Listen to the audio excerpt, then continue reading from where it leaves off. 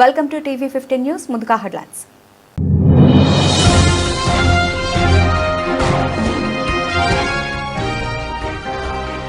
భారత్కు శుభవార్త చెప్పిన ట్రంప్, టారిఫ్లు 25% నుంచి 18% తగ్గింపు.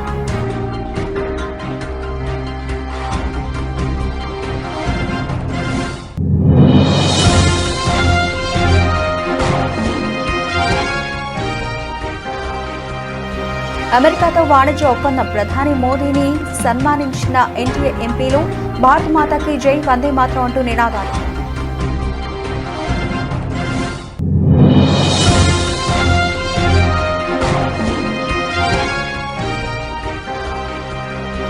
కేంద్ర బడ్జెట్ ఆధారంగా ఫిబ్రవరిలో యూపీ బడ్జెట్ రూపొందిస్తాం, వెల్లడించిన ఉత్తరప్రదేశ్ సీఎం యోగి ఆదిత్యనాథ్.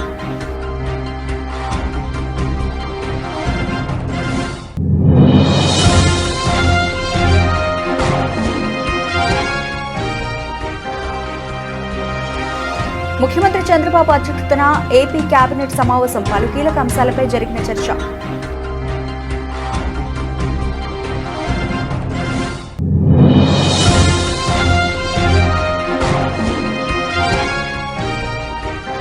ప్రజాస్వామ్యంలో నేరాలు చేసే స్వేచ్ఛ ఎవరికీ లేదు. రావి నారాయణ రెడ్డి స్మారక జాతీయ పురస్కార ప్రధాన ఉత్సవంలో సీఎం రేవంత్ రెడ్డి స్పష్టీకరణ.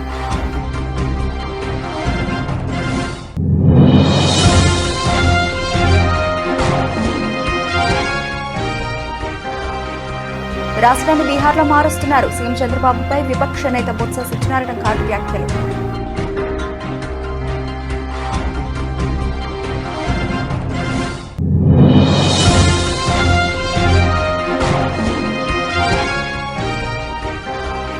మాజీ సీఎం కేసీఆర్ పై బండి సంజయ్ సంచలన వ్యాఖ్యలు. గడీల నుంచి కేసీఆర్ ను తానే బయటకు తీసుకొచ్చా అంటూ షాకింగ్ కామెంట్స్.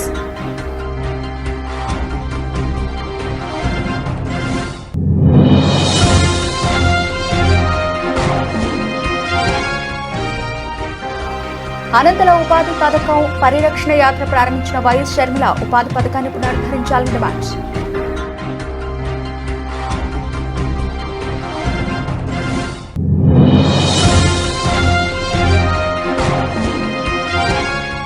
హిందూ ధర్మాన్ని పరిరక్షించుకోకుంటే భారత్ మరో ఆఫ్ఘనిస్తాన్, పాకిస్తాన్, బంగ్లాదేశ్ గా మారిపోయే ప్రమాదం ఉందని వైసీపీ మాజీ నేత, రాజ్యసభ మాజీ సభ్యుడు వి Vijayasai Reddy.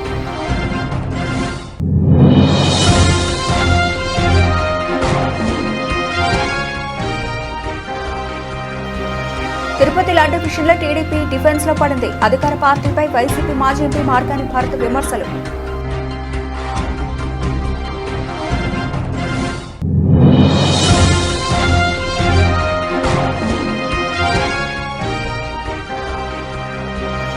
Stock market tsunami, record స్థాయిలో కోలుకున్న రూపాయి విలువ.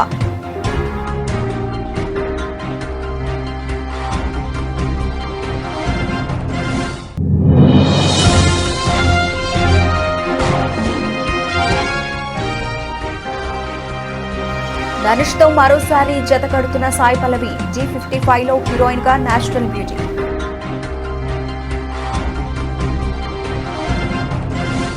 అమెరికా అధ్యక్షుడు డొనాల్డ్ ట్రంప్ భారత్పై టారిఫ్ల విషయంలో కీలక నిర్ణయం తీసుకున్నారు. భారత్పై ఇంతకు ముందు విధించిన ప్రతీకార టారిఫ్లను 25% నుంచి 18% తగ్గిస్తున్నట్టు ప్రకటించారు. ప్రధాని నరేంద్ర మోదీతో ఫోన్ కాల్ ద్వారా మాట్లాడిన అనంతరం ఈ ప్రకటన వెలువడడం ప్రాధాన్యత సంతరించుకుంది. భారత ప్రధాని నరేంద్ర మోదీతో మాట్లాడడాన్ని గౌరవంగా భావిస్తున్నానని ట్రంప్ చెప్పుకొచ్చారు. మోదీ తన గొప్ప స్నేహితుల్లో ఒకరని, ఆయన భారత్లో అత్యంత శక్తివంతమైన నేత అంటూ ప్రశంసలు కురిపించారు. తాము ఫోన్ కాల్లో చాలా విషయాలు మాట్లాడుకున్నారు. వాణిజ్యం, రష్యా ఉక్రెయిన్ యుద్ధం ముగింపు తదితర అంశాలు చర్చకు వచ్చాయని తెలిపారు. ఇది తక్షణమే అమల్లోకి వస్తుందని, ఇప్పటి వరకు అమల్లో ఉన్న 25% టారిఫ్లు 18% తగ్గుతాయని స్పష్టం చేశారు. అదే సమయంలో భారత్ వైపు నుంచి కూడా టారిఫ్లు తగ్గుతాయనుకుంటున్నానని అభిప్రాయపడ్డారు. దాంతో పాటే పూర్తి పన్నురహిత వాణిజ్యానికి ద్వారాలు తెరుచుకుంటాయని ఆశిస్తున్నానని అన్నారు.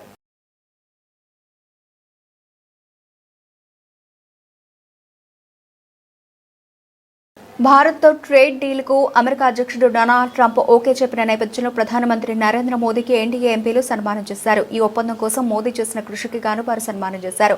ఈ సన్మానం సమయంలో ఎంపీలు భారత్ మాతాకి జై, వందే మాతరం అంటూ నినాదాలు చేశారు. విదేశాలతో వాణిజ్య చర్చలకు సంబంధించి ప్రభుత్వం స్థిరమైన వైఖరితో ఉంటుందని ప్రధాని నరేంద్ర మోదీ పేర్కొన్నారు. అమెరికాతో చారిత్రాత్మక ట్రేడ్ డీల్ కుదిరిన సందర్భంగా ఎన్డీఏ కూటమి సమావేశంలో మోదీ మాట్లాడారు. అమెరికా అధ్యక్షుడు డొనాల్డ్ ట్రంప్ భారత్పై టారిఫ్లు విధించడంపై ఎన్నో విమర్శలు ఎదుర్కొన్నట్లు తెలిపారు. సుంకాల విషయంలో తమ ప్రభుత్వాన్ని విమర్శలు చుట్టుముట్టాయని గుర్తు చేసుకున్నారు. అయితే ప్రభుత్వం మాత్రం సహనంతో వేచి ఉందని, దాని ఫలితం ఈ రోజు అందరూ చూస్తున్నారని పేర్కొన్నారు. తాజాగా కుదిరిన ట్రేడ్ డీల్తో అనుకూల ఆర్థిక వాతావరణం నెలకొందన్నారు. ప్రపంచ దేశాల మధ్య కొనసాగుతున్న ఉద్రిక్తతల వల్ల ఎన్నో దేశాలు వాణిజ్యపరంగా సమస్యలు ఎదుర్కొంటున్నప్పటికీ భారత్ మాత్రం ప్రయోజనం పొందుతోందని ప్రధాని మోదీ పేర్కొన్నారు.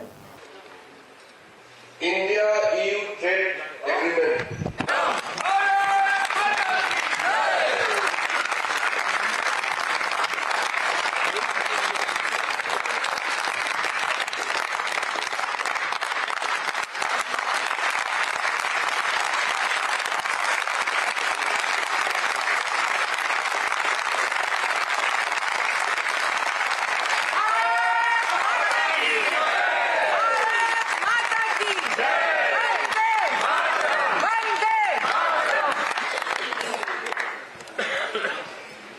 కేంద్ర బడ్జెట్ ఆధారంగా తాము ఫిబ్రవరిలో ఉత్తరప్రదేశ్ బడ్జెట్ను రూపొందిస్తామని ముఖ్యమంత్రి యోగి ఆదిత్యనాథ్ వెల్లడించారు.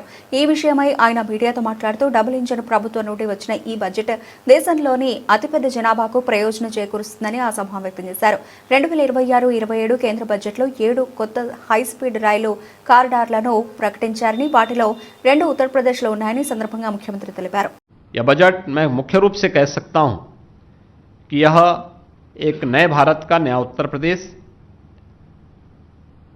और नए भारत के नए उत्तर प्रदेश में आज सड़क भी है और उसकी स्पीड भी है, निवेश भी है और विश्वास भी, पहचान भी है और उस पर एक आत्म गौरव का भाव भी, शासन भी है और उसका एक निर्णायक नेतृत्व भी है। मेरा मानना है कि जो हमारे पास इंफ्रास्ट्रक्चर के लिए, एक्सप्रेसवे के लिए, रेलवे कॉरिडोर के लिए, फ्रेट कॉरिडोर के लिए, लॉजिस्टिक के लिए और शहरी इंफ्रास्ट्रक्चर के लिए, हेल्थ इंफ्रास्ट्रक्चर के लिए बजट में जो कुछ भी घोषणाएं हुई इसका लाभ यूपी को प्राप्त होगा। लाखों की संख्या में यूपी के नौजवानों के लिए रोजगार की सुविधाएं प्राप्त होंगी। ये रोजगार की संभावनाएं यूपी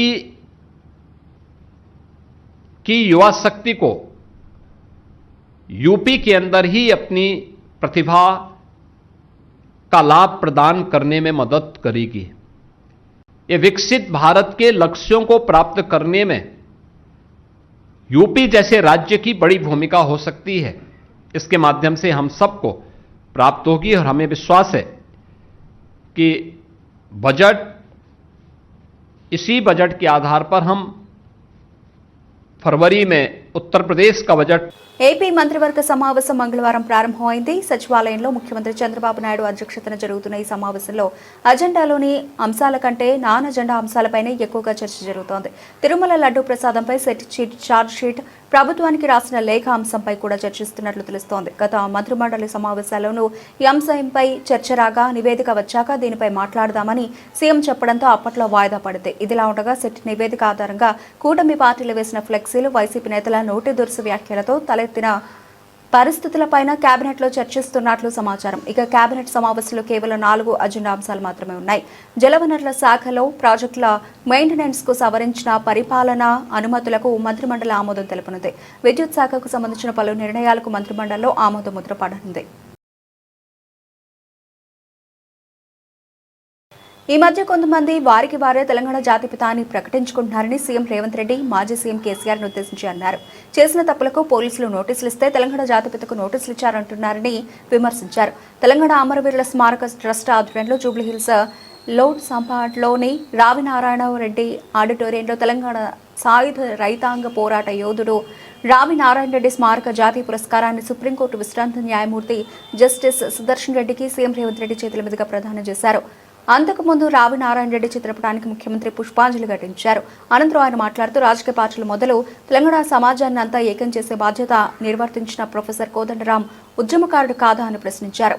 ప్రజాస్వామ్యంలో ప్రజాస్వామ్యానికి స్వేచ్ఛ ఉన్నది, క్రిమినల్ కాన్స్పిరసీకి స్వేచ్ఛ లేవు. డెమోక్రటిక్ ప్రాసెస్ లో ప్రజాస్వామిక విలువలు ప్రజలు లేదా ప్రజాప్రతినిధులు స్వేచ్ఛగా ప్రజాస్వామ్య పరిమితికి లోబడి వారి అభిప్రాయాలను వ్యక్తపరచడానికి మాత్రమే స్వేచ్ఛ ఉంది తప్ప నేరాలు చేస్తాం, ఆ నేరాలను మీరు అడగొద్దు, మీరు విచారించొద్దు అనే స్వేచ్ఛ, క్రిమినల్ ఫ్రీడమ్ లేదు అని నేను భావిస్తున్నా. ఈ రెండింటికున్న చిన్న తేడాను తెలంగాణ సమాజం గమనించాలి. అధికారం ఉన్నప్పుడు దాన్ని దుర్వినియోగాన్ని చేసి అధికారాన్ని పదిలం చేసుకోవాలన్న ఆలోచనతోని వేల కోట్ల రూపాయలు, వందల ఎకరాల భూములు అన్ని రకాలుగా సంపాదించుకొని అక్రమ మార్గాలను ఎంచుకున్నప్పుడు విచారణ తప్పదు. ప్రజాస్వామ్యబద్ధంగా డాక్టర్ బాబాసాహెబ్ అంబేద్కర్ గారు ఇచ్చిన రాజ్యాంగమే అది. ఒకసారి హోదాకు వస్తే ఏ నేరాలు చేసినా ఆ నేరాలను విచారించకూడదని ఎక్కడా లేదు. మధ్యయుగాల చక్రవర్తులు రాజుకు బాధ వస్తే రాజ్యానికి బాధ వచ్చినట్టు, రాజుకు సంతోషం కలిగితే రాజ్యమంతా సంతోషంగా ఉన్నట్టు మధ్యయుగాలలో చక్రవర్తులు అనుకునేవాళ్ళు. మధ్యయుగాల చక్రవర్తులు ఈనాడు కాలం చెల్లింది. ఈ రోజు ప్రజాస్వామిక బద్ధంగా జరిగే విచారణలు ఎవరైనా ఎదుర్కోవాల్సిందే.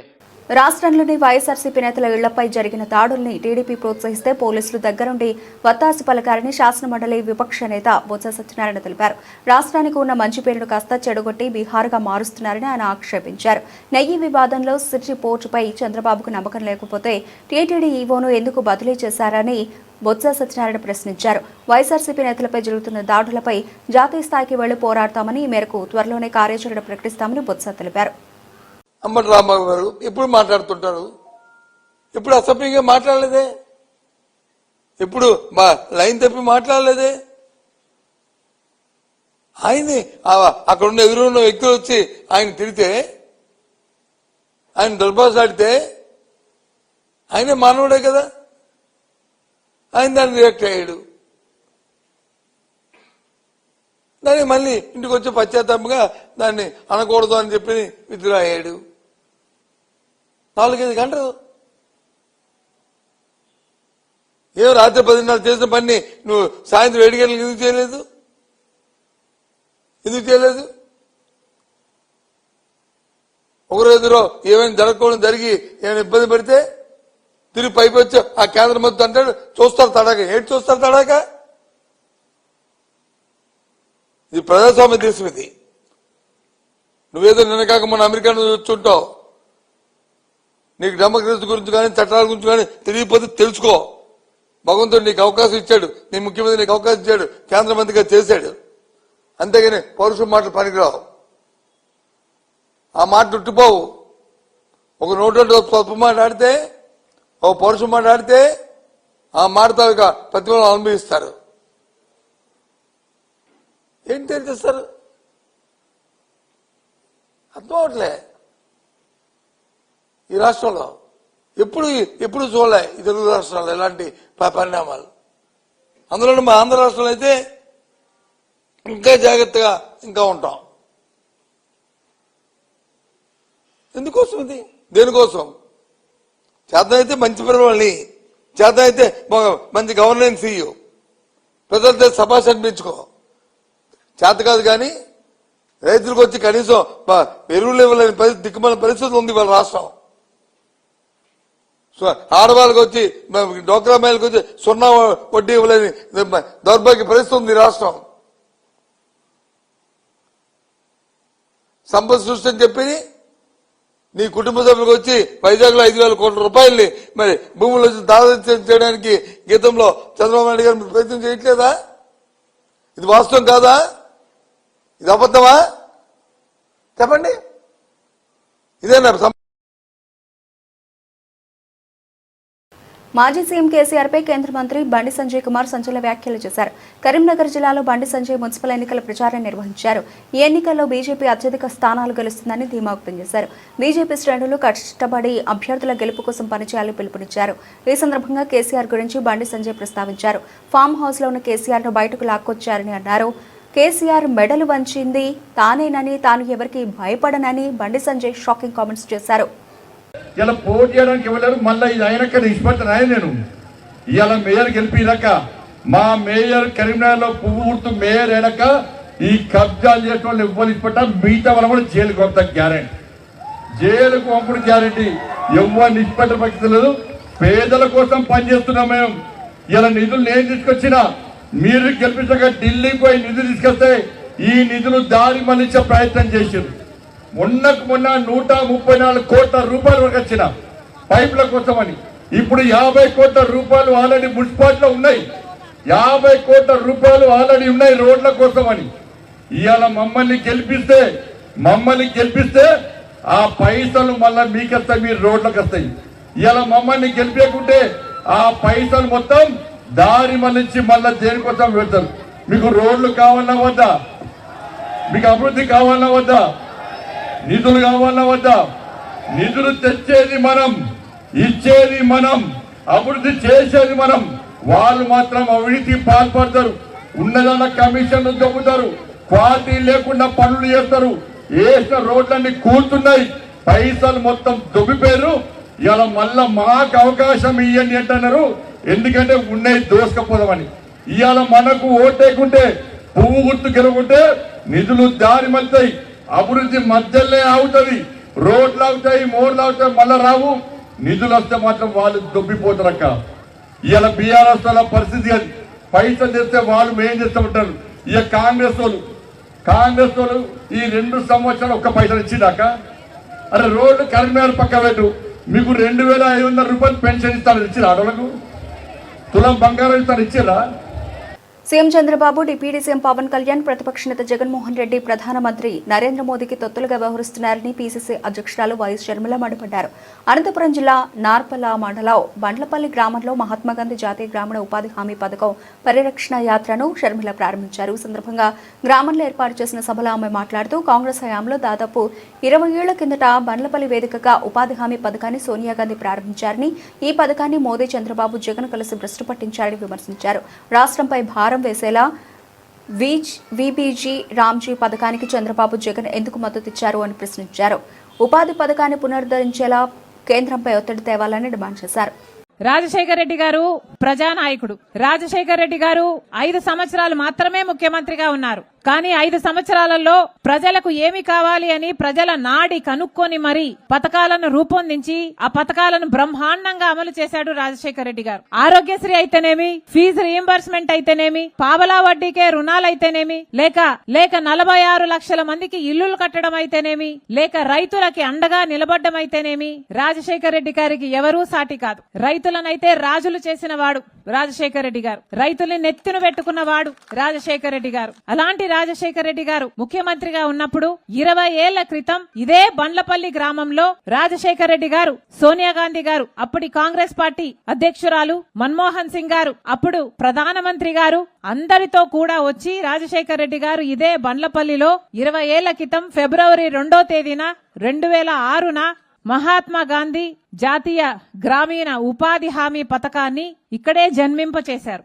మీ గ్రామంలో జన్మింపచేశారు. ఎందుకంటే అనంతపురం జిల్లా కరువు జిల్లా కాబట్టి. ఎక్కడైనా చేసుండొచ్చు, కానీ రాజశేఖర రెడ్డి గారు అనంతపురం జిల్లాలో ఈ గ్రామాన్ని ఎంచుకున్నారు అంటే దానికి కారణం ఈ జిల్లా కరువు జిల్లా కాబట్టి, ఇక్కడ పని లేక వలసలు పోతున్నారు కాబట్టి రాజశేఖర రెడ్డి గారు ఇది ఎంచుకున్నారు, ఇక్కడికి రావడం జరిగింది. ఆ తర్వాత రాజశేఖర రెడ్డి గారు మొదలుపెట్టిన ఈ పథకం దేశమంతా ఆ 5 ఏళ్లలో బ్రహ్మాండంగా అమలు చేయడం జరిగింది. ఆ తర్వాత ఒక 5 ఏళ్లు కూడా కాంగ్రెస్ పార్టీ అధికారంలో ఉంది, బ్రహ్మాండంగా అమలు చేయడం జరిగింది. కానీ గత 10 ఏళ్లగా ఉపాధి హామీ పథకం అంటే కరువు పని ఎంత ఘోరంగా తయారయ్యిందంటే ఈ రోజుటికి కనీసం చేసిన పనికి కూడా డబ్బులు ఇప్పించుకోలేని దిక్కుమాలిన స్థితికి ఈ పథకం దిగజారిపోయింది. కనీసం పని చేస్తే ఈ పని చేశాము, మాకింత రావాలి, ఇంతే వస్తుంది అని ఎవరినైనా అడుగుదాము అంటే కూడా దిక్కులేని పరిస్థితి ఈ రోజు ఉంది. ఆ రోజుల్లో ఆటో ఛార్జీలు ఇచ్చి, మజ్జిగిచ్చి ఆడవాళ్లకు సైతం సమాన వేతనం ఉండాలని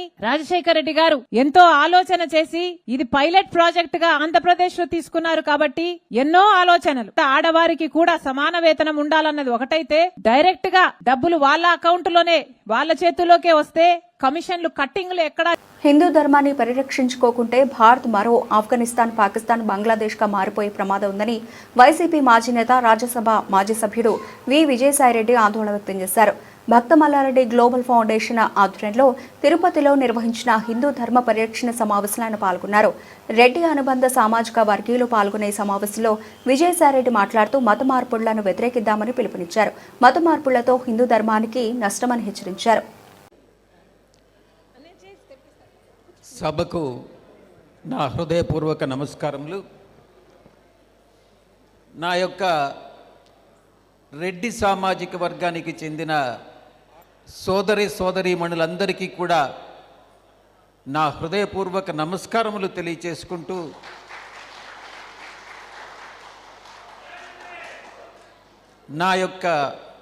ఈ యొక్క చిరు సందేశాన్ని మీకు అందించాలన్నటువంటి ఒక తపనతో నేను ప్రారంభిస్తా ఉన్నా.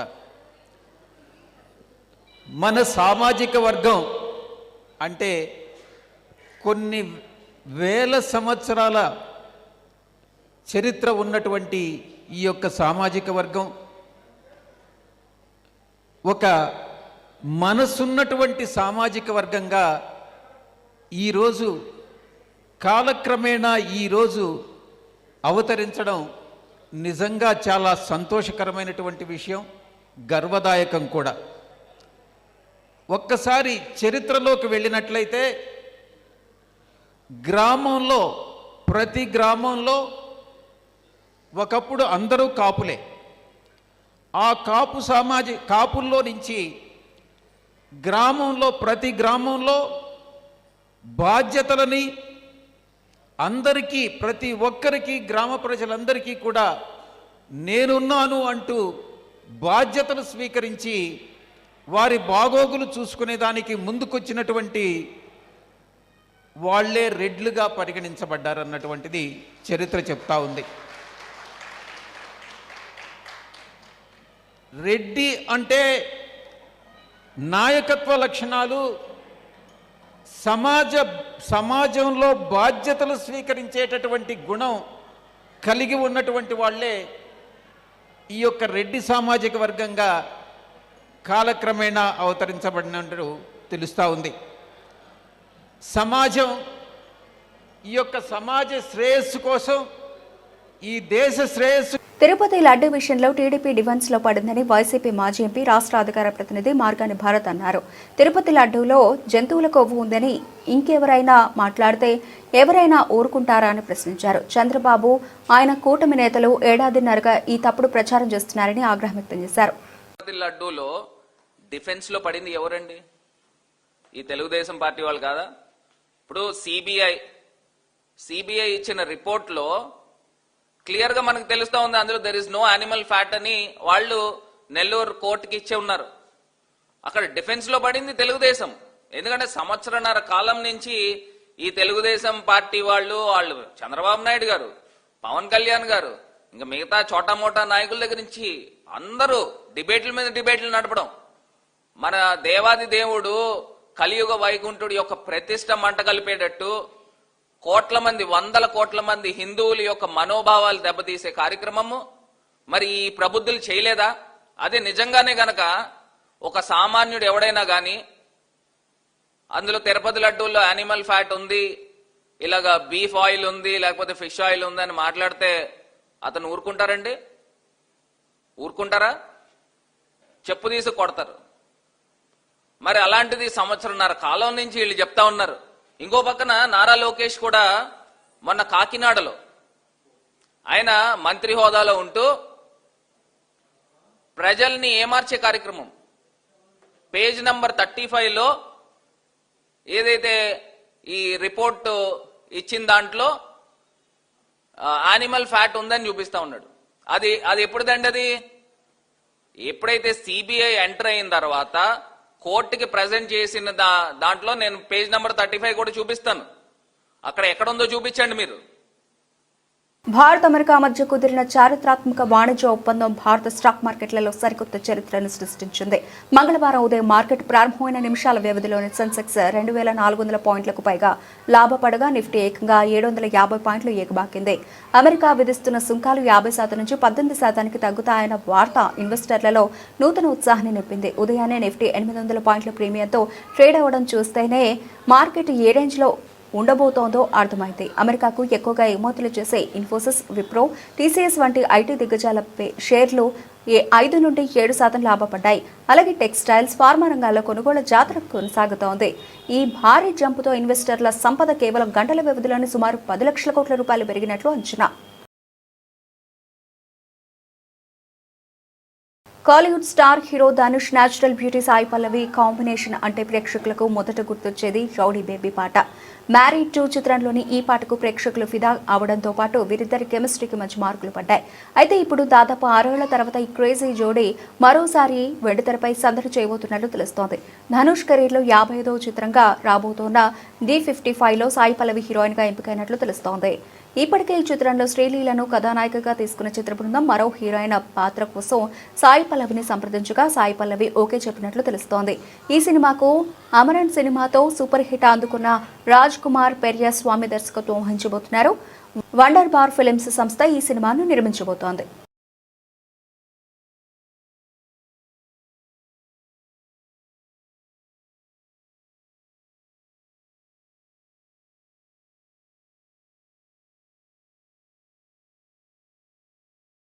బులెటిన్ ముగించే ముందు హెడ్లైన్స్ మరోసారి.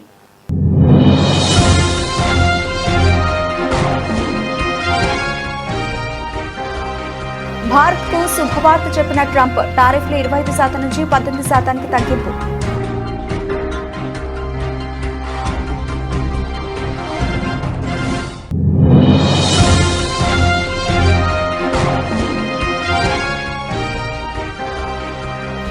అమెరికాతో వాణిజ్య ఒప్పందం, ప్రధాని మోదీని సన్మానించిన ఎన్డీఏ ఎంపీలు. భారత్ మాతాకి జై, వందే మాతరం అంటూ నినాదాలు.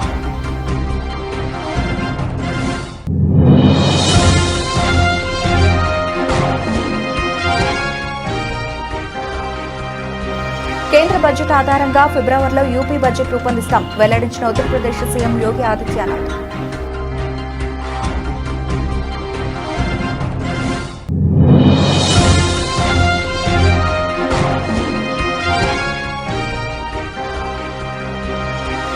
ముఖ్యమంత్రి చంద్రబాబు అధ్యక్షతన ఏపీ కేబినెట్ సమావేశం, పలు కీలక అంశాలపై జరిగిన చర్చ.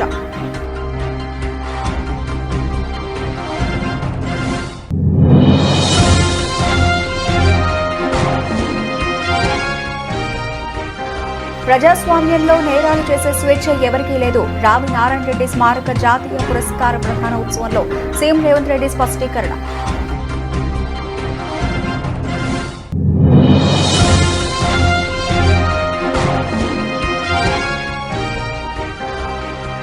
రాష్ట్రాన్ని బీహార్లో మారుస్తున్నారు, సీఎం చంద్రబాబుపై విపక్ష నేత బొత్స సత్యనారాయణ ఘాటు వ్యాఖ్యలు.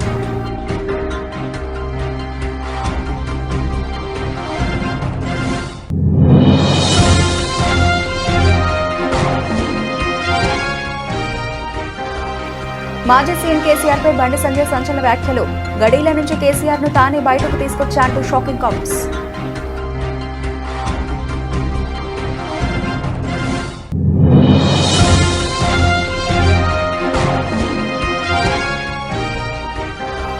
అనంతల ఉపాధి పథకం పరిరక్షణ యాత్ర ప్రారంభించిన వైఎస్ షర్మిల, ఉపాధి పథకాన్ని పునరుద్ధరించాలని డిమాండ్.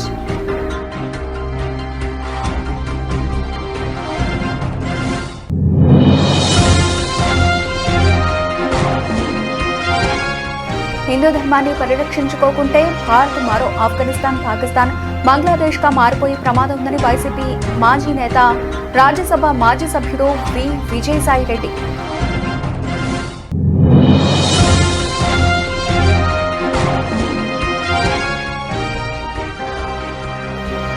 తిరుపతి లడ్డు విషయంలో టీడీపీ డిఫెన్స్ లో పడింది. అధికార పార్టీపై వైసీపీ మాజీ ఎంపీ మార్గాని భారత్ విమర్శలు.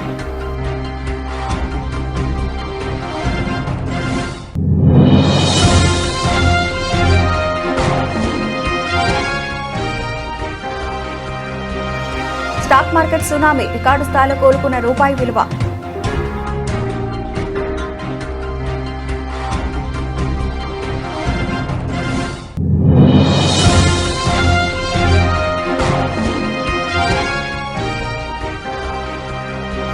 ధనుష్తో మరోసారి జత కడుతున్న సాయి పల్లవి, G55లో హీరోయిన్ గా నేషనల్ బ్యూటీ.